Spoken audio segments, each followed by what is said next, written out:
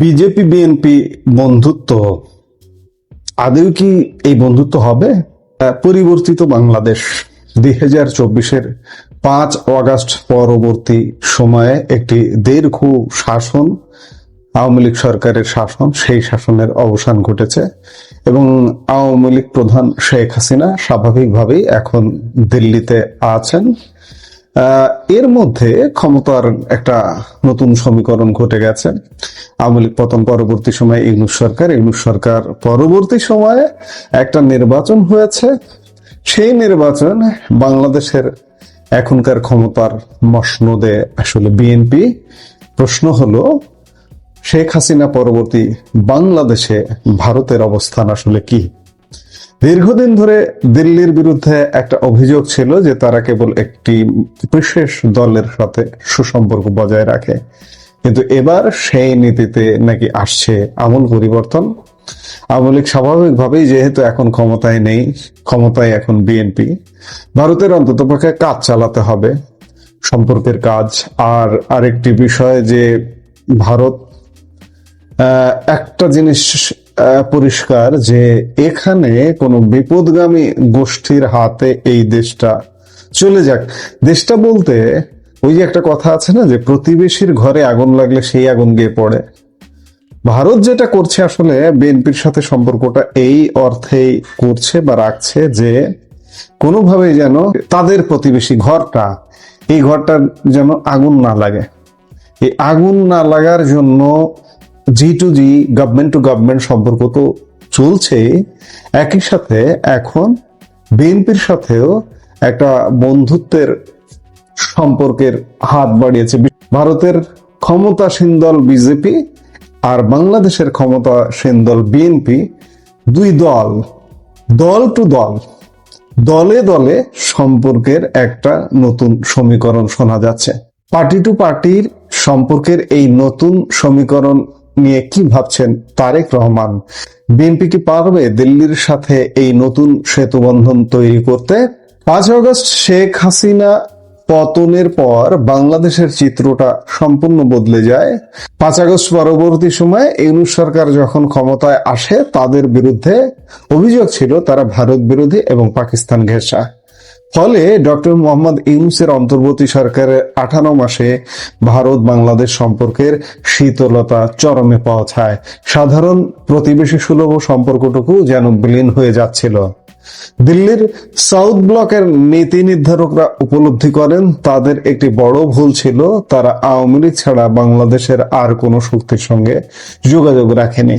এই একপাক্ষিক নীতির কারণে আজ দিল্লিতে অস্বস্তি বাড়ছে, কিন্তু মোদী সরকার এবার সেই ভুল সংশোধনে তৎপর। এমনটাই জানা যাচ্ছে, তারা বুঝতে পেরেছে বাংলাদেশে স্থিতিশীলতা বজায় রাখতে হলে প্রধান রাজনৈতিক শক্তি বিএনপির সাথে সম্পর্ক রাখা অনিবার্য। বাংলাদেশের রাজনীতিতে এখন সবচেয়ে বড় খবর হলো বিজেপি এবং বিএনপির মধ্যে পার্টি টু পার্টি সম্পর্ক স্থাপনের উদ্যোগ। আমরা জানি 12ই ফেব্রুয়ারি নির্বাচনের আগেই আওয়ামী লীগকে নিষিদ্ধ করে দেয় ইউনূস সরকার। সেই নির্বাচনে বিশাল জয় নিয়ে সরকার গঠন করেছে তারেক রহমানের নেতৃত্বাধীন বিএনপি। এখন খবর আসছে বিএনপি চেয়ারম্যান তারেক রহমান এবং বিজেপি সভাপতি নীতিন নবীনের মধ্যে দফায় দফায় চিঠি চালাচালি হয়েছে। যদিও প্রকাশ্যে একে পার্টি টু পার্টি রিলেশন বলা হচ্ছে না, শুধু সৌজন্য বিনিময় বলা হচ্ছে, কিন্তু ভেতরকার খবর হলো দুই দলের মধ্যে গভীর রাজনৈতিক আদান প্রদান শুরু হয়েছে।